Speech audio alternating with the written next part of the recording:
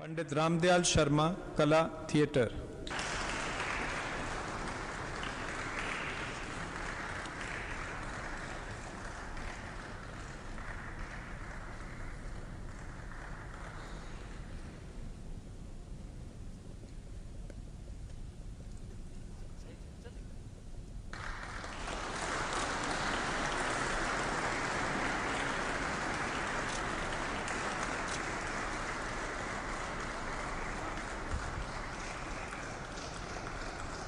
पंडित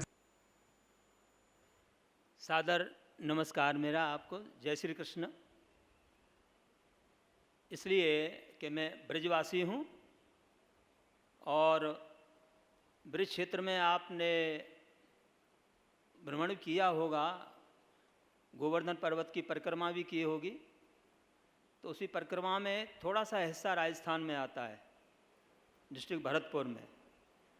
तो वो जो थोड़ा सा हिस्सा है वही मेरा गांव है, वहीं मेरा गांव है। तो मैं डिस्ट्रिक्ट भरतपुर में आ गया। एक पैर मेरा अपने खेत में है राजस्थान में, दूसरा पैर उधर रखूं तो यूपी उत्तर प्रदेश मथुरा में, ऐसी जगह का हूँ मैं। तो मेरा घराना है रासलीला, कृष्ण लीला, स्वांग, नौटंकी। नौटंकी नाम तो बहुत बाद में आया और ये बड़ा विचित्र बात है। स्वांग है इसका असली नाम। और हमारे पुरखे जब जाते थे कानपुर, इलाहाबाद, लखनऊ, वहाँ जब जाते थे तो वहाँ के जो पारसी थिएटर वाले थे तो वो कहते थे कि भाई ये इनको इतना पसंद क्यों किया जाता है, क्या बात है। तो उन्होंने जो है क्या काम किया कि सारा संगीत है ये स्वांग का लिया, हमारे ब्रज क्षेत्र का, और अपना पारसी थिएटर के डायलॉग्स मिक्स करके उनको कहना शुरू किया। और उसके बाद में हमारा बहुत प्रसिद्ध था एक स्क्रिप्ट, नाटक कह लो, फिर नौटंकी तो बाद में हुआ स्वांग। वो उसका नाम था नौटंकी। नौटंकी थी एक शहजादी राजकुमारी, राजकुमारी का नाम है एक नौटंकी। नौटंकी वैसे कोई विधा नहीं है, नाम था। और वो इतना पॉपुलर हो गया बहुत ज़्यादा, इस तरह से जैसे कि आप बाज़ार में जाएंगे वनस्पति घी मांगेंगे, लेकिन ये कहेंगे भाई डालडा देना, डालडा देना। डालडा ही मशहूर है। जैसे वॉशिंग पाउडर के लिए जाएंगे तो ज़रा सर्फ देना, चाहे निर्मा लाएँ चाहे कोई भी लाएँ। तो इसी तरह से इसका नाम नौटंकी। और फिर कैसे पॉपुलर हुआ कि उन्हीं दिनों में बेड़नी जाति के परिवार से औरतें आईं इसमें, वो काम करने लगीं। उन्हें थोड़ा सा चीपनेस से कोई डर नहीं होता था।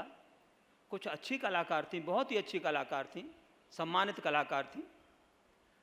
तो वो लड़कियां जब आईं उसमें इस तरह से, और उन्होंने अपने हाव भाव इस तरह से किए, तो ये जो है और सार्थक हो गया ये नाम। नौटंकी ही नौटंकी, जहाँ भी जाएं, चाहे हम सत्यवादी हरिश्चंद्र की ही करेंगे, मूरत ध्वज करेंगे, लेकिन नाम उसका यही होगा कि भाई देखो नौटंकी का खेल आ रहा है। इस तरह से हुआ। अभी कुछ सज्जनों ने मेरे से पूछा था जब हम खाना खा रहे थे, तो मैंने कहा मैं इसके बारे में बोलूँगा सूक्ष्म में। इसके बारे में यदि बोला जाए तो बहुत समय निकल जाएगा, लेकिन बहुत सूक्ष्म में मैं आपको बता रहा हूँ। दूसरा ये है कि हमारा जो रासलीला घराना है, अब तक ऐसा रहा कि पहले रासलीला हम करते, उसके बाद में नक्कारा जो नगाड़ा होता है वो रखते नौटंकी के लिए। तो पूरे दिन, पूरी रात जो है निकल जाती थी नौटंकी में, फिर दूसरी जगह जाते थे। बचपन के बारे में पूछा मेरे से, तो मैं आपको बताना चाहूँ बचपन मेरा बहुत दुख में, कष्टों में बीता। हमारी बहुत ज़मींदारी थी, लेकिन जब कब्ज़े हवाली का एक वो आया दौर कि जो कर रहा है वही उसी के कब्ज़े में ज़मीन हो गई, हमारी सारी ज़मीन ऐसे चली गई। और बहुत बुरा दौर था हमारा। पढ़ाई मैंने कैसे कैसे की है मैं आपको क्या बताऊं। 11-12 किलोमीटर में पैदल जाता था, और गांव का रास्ता जो कटीला रास्ता होता है कच्चा, उसमें होके जाता था, भाग के जाता था, बड़ी मुश्किल से वहाँ टाइम पे पहुँचता था। लेकिन ईश्वर की ऐसी कृपा थी कि बचपन से ही मुझे पसंद किया जाता था गाने के बारे में। तो टीचर्स वगैरह मेरे को कोई वो पनिशमेंट नहीं देते थे, कि ये तो अच्छा बच्चा है, कोई मजबूरी है इसलिए लेट आया है। जैसे तैसे मैंने पढ़ाई की। गर्मी की छुट्टियों में मैं चला जाता था चाचा जी और पिताजी के साथ, रासलीला में कृष्ण बनता और फिर नौटंकी में राजकुमार बनता। तो ऐसे ही ये चलता रहा। फिर मेरी भजन संध्याओं का दौर बहुत चला, फिर देश में विदेश में सब जगह।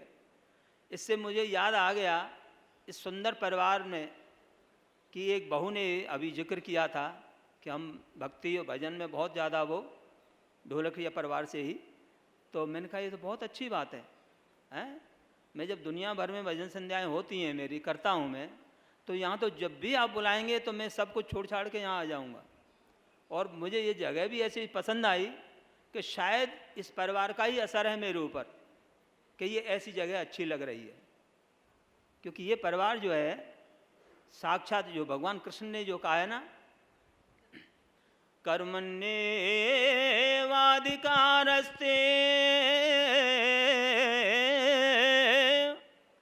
मा फलेषु कदाचन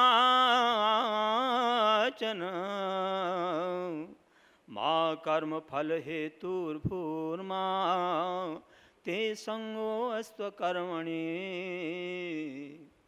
देखिए इतना प्रेम जो है यहाँ मैंने इस परिवार में ऐसा प्रेम देखा था, केवल एक मैंने अपने मामा जी के यहाँ देखा था।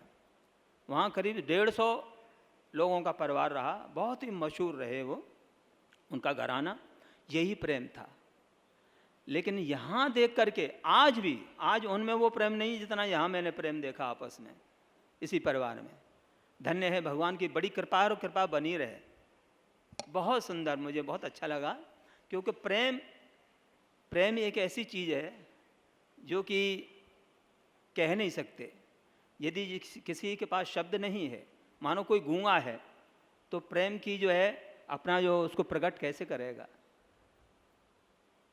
प्रेम में सो स्वाद है जो मुख सो कहो न जाए। प्रेम में ऐसो स्वाद है जो मुख सो कहो न जाए। जैसे जो गूंगा गुड़ खात है वो अपने सैनन स्वाद बताए। सैनों के द्वारा बोल नहीं सकता लेकिन वो बताता है इसको। ऐसे ही थोड़ा सा मैं और बताता हूँ आपको। इसको नौटंकी को बदनाम जो कर रखा है वो इसलिए कि इसके बारे में जानकारी नहीं है लोगों को।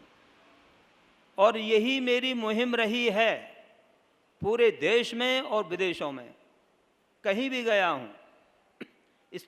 इसकी असलियत मैंने बताई है कि देखो भैया, नौटंकी के बारे में आप कह तो देते हो क्या नौटंकी कर रहा है, लेकिन उसके बारे में आपको बिल्कुल मालूम नहीं है। यही मुहिम चलाई गई है। ये राष्ट्रीय नाट्य विद्यालय का नाम सुना होगा आपने, national school of drama Delhi का। वहाँ बहुत सालों से मैं वहाँ पढ़ा रहा हूँ। आपके सभी आशीष विद्यार्थी वगैरह हैं, आशुतोष राणा है, ये बड़े बड़े एक्टर मेरे शिष्य रहे हैं।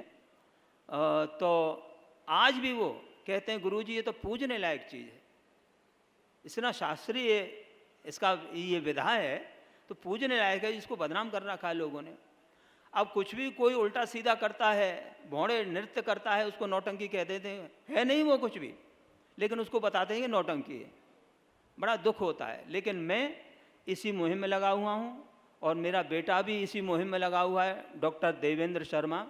आप कभी भी सर्च करेंगे डॉक्टर देवेंद्र शर्मा के नाम से। वो अमेरिका में प्रोफेसर हैं, कैलिफोर्निया यूनिवर्सिटी में। तो वो हार्वर्ड यूनिवर्सिटी है, चाहे जर्मन है, चाहे जापान है, चाहे सब जगह, फ्रांस है, सब जगह जाता है और बाकायदा कराता है कि असली नौटंकी क्या है। बड़े प्यार से करते हैं, बड़ी इज्जत होती है। और इसी इज्जत के बलबूते पर आज ईश्वर की कृपा से मैं अब आपके सबके सामने खड़ा हूँ। नहीं तो ये नौटंकी नाम बड़ा बदनाम हो चुका है। लेकिन नहीं, शुद्ध रूप से हम देते हैं और आप इसको देखिए शुद्ध रूप में तो बड़ा आनंद आएगा आपको। आप ही कहेंगे कि अरे ये है, इसको ऐसा बदनाम कर रखा है। तो मुझे बड़ा दुख होता है जब लोग इस तरह से कहते हैं। तो इसके बारे में और कोई यदि कोई प्रश्न हो, ज़्यादा समय नहीं लूँगा, तो मुझसे पूछ लीजिए। कोई भ्रांति हो वो पूछ लीजिए।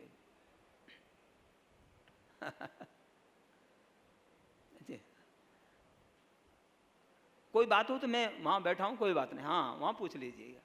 अच्छा, सादर जय श्री कृष्ण।